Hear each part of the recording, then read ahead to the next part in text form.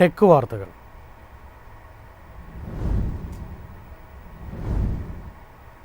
AI അധിഷ്ഠിത phone itel സെനോ 20 ഇന്ത്യയിലെത്തി. 6000 രൂപയിൽ താഴെ വില വരുന്ന ഫോണിൽ വോയിസ് അസിസ്റ്റന്റ് ഉൾപ്പെടെ നിരവധി സവിശേഷതകൾ. 5000 mAh battery, AI voice assistant, മികച്ച ക്യാമറ എന്നിവയുള്ള ഈ ഫോൺ ബജറ്റ് വിഭാഗത്തിൽ ശ്രദ്ധേയമാണ്. ഐടെലിന്റെ ഏറ്റവും പുതിയ ബജറ്റ് സ്മാർട്ട് ഫോൺ ഓഫറായി ഐടെൽ സെനോ 20 ആണ് ഇന്ത്യയിൽ പുറത്തിറക്കിയത്. ആദ്യമായി സ്മാർട്ട് ഫോൺ വാങ്ങുന്നവർക്കും എൻട്രി ലെവൽ വിഭാഗത്തിൽ ഫോൺ വാങ്ങുന്നവർക്കും ഇതൊരു മികച്ച ഓപ്ഷനായിരിക്കും. കമ്പനി ഇതിൽ AI പിന്തുണയും ശക്തമായ ഡിസൈനും കൊണ്ടുവന്നിട്ടുണ്ട്. കമ്പനിയുടെ ഇൻബിൽറ്റ് AI വോയിസ് അസിസ്റ്റന്റായ ഐവാന 2.0 ഉപഭോക്താക്കളെ ആപ്പുകൾ തുറക്കുക, വാട്സാപ്പ് കോളുകൾ ചെയ്യുക, കോൾ സ്വീകരിക്കുക, വോയിസ് കമാൻഡുകൾ ഉപയോഗിച്ച് സെറ്റിംഗ്സുകൾ മാറ്റുക തുടങ്ങിയ ജോലികൾ ചെയ്യാൻ സഹായിക്കുന്നു. DTS സൗണ്ട് സാങ്കേതിക വിദ്യയോടൊപ്പം മികച്ച ഓഡിയോയും നൽകിയിരിക്കുന്നു.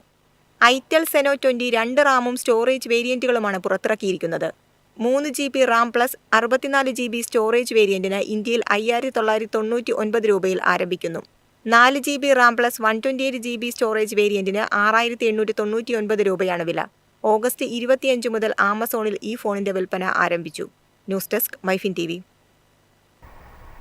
350cc മുതലുള്ള ബൈക്കുകൾക്ക് 40% GST ഏർപ്പെടുത്തുമെന്ന റിപ്പോർട്ട്. നികുതി നടപ്പിലായാൽ ബൈക്കിന്റെ വില വർദ്ധിച്ചേക്കും.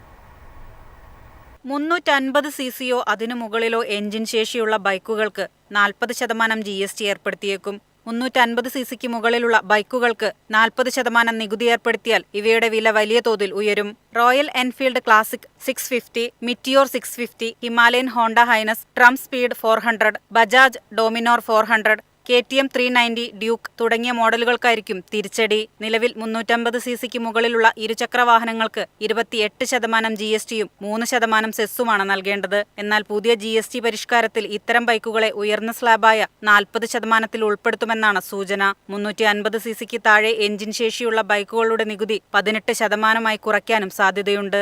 അതേസമയം ഇവയ്ക്ക് ഉയർന്ന സെസ് ഏർപ്പെടുത്താനുള്ള സാധ്യതയും വിദഗ്ധർ തള്ളിക്കളയുന്നില്ല. News desk MyFin TV. രാജ്യത്തെ ആദ്യ ഹൈഡ്രജൻ തീവണ്ടി നോർത്തേൺ റെയിൽവേക്ക് കൈമാറി ICF. അടുത്ത മാസം മുതൽ സർവീസ് ആരംഭിക്കും.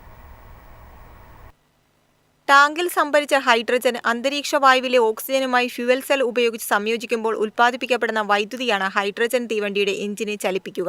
118 കോടി രൂപ ചെലവിൽ നിർമ്മിച്ച വണ്ടിയുടെ മുന്നിലും പിന്നിലും ഹൈഡ്രജൻ ഇന്ധനമായി ഉപയോഗിക്കുന്ന ഓരോ എഞ്ചിനുകളും നടുവിൽ 8 കോച്ചുകളുമാണ് ഉണ്ടാകുക. രാജ്യത്തെ ആദ്യത്തെ ഹൈഡ്രജൻ തീവണ്ടി ഉടൻ പുറത്തിറക്കുമെന്നും റെയിൽവേയുടെ ചരിത്രത്തിൽ നിർണായക നാഴികകല്ലാണിതെന്നും റെയിൽവേ മന്ത്രി അശ്വിനി വൈഷ്ണവ് കഴിഞ്ഞ ദിവസം അറിയിച്ചിരുന്നു. ലോകത്ത് 4 രാജ്യങ്ങൾ മാത്രമാണ് ഹൈഡ്രജൻ തീവണ്ടി നിർമ്മിക്കുന്നത്. ഹൈഡ്രജനും ഓക്സിജനും ചേരുമ്പോൾ ഉണ്ടാകുന്ന വെള്ളം മാത്രമാണ് പുറന്തള്ളുക എന്നതുകൊണ്ട് ഇതിന് മലിനീകരണം ഒട്ടുമുണ്ടാവില്ല. വിവിധ പൈതൃക പാതകളിൽ 35 ഹൈഡ്രജൻ തീവണ്ടികൾ ഓടിക്കാനാണ് റെയിൽവേ പദ്ധതിയിടുന്നത്. അതിൽ 1 മാത്രമാണ് ഇപ്പോൾ നിർമ്മിച്ചിട്ടുള്ളത്. News desk MyFin TV.